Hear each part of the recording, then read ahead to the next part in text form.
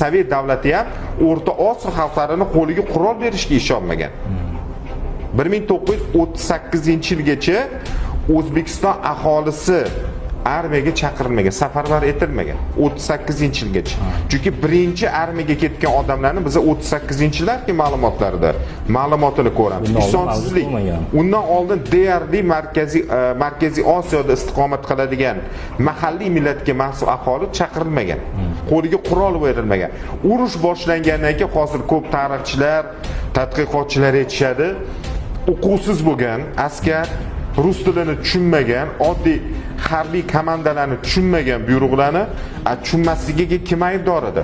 38-yildan boshlab harbiy xizmatga chaqirilgandan keyin, harbiy ilmdan, zamonaviy ilmdan uzoq bo'lgandan keyin albatta bu narsalar nima ekanki xalqlarimizga ta'sir qilgan. Yana bitta narsa juda ham katta, o'sha 30-yillarning boshida ham bo'lgan o'tgan asri, 37-38-yillarda ham bo'lgan bu narsa o'sha qatag'on siyosat.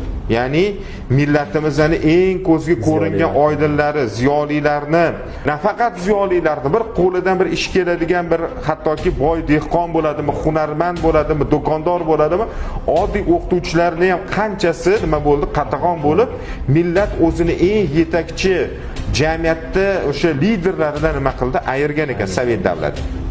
Buni yana bir bog'laydigan tomoni, ikkinchi jahon urushiga bog'laydigan bo'lsa, shu ziyolilari bilan bir qatorda unutmasligimiz kerak, harbiylarga nima qilindi? Qatag'on qilindi. Qatag'on qilindi va bitta narsani aytish kerak, mana juda ham ko'p faktlar bor. Bilasizlar, harbiy unvonlarning ichida eng yuqorisi marshal bo'ladi. Marshal bo'ladi. Sovet davlatida urushdan oldin 5 ta marshal bor edi.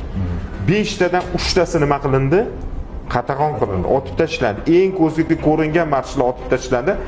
Albatta bu hali 41-yilda juda ham katta nima ekanki, salbiy oqibatlarga sababchi bo'lar ekan. Bu sanoatlashtirish natijasida ko'pgina texnikalar ham o'sha ko'pchiligi o'sha juda ham katta mablag' evaziga ishlab chiqarilgan bo'lsa ham, ko'pchiligi o'sha sifatsiz ba'zi bir holatlarda, ko'p holatlarda litsenziyalarni qimmat litsenziyalar sotib olishgan, oxirigacha ishlab chiqarishga yetkaza olishmagan.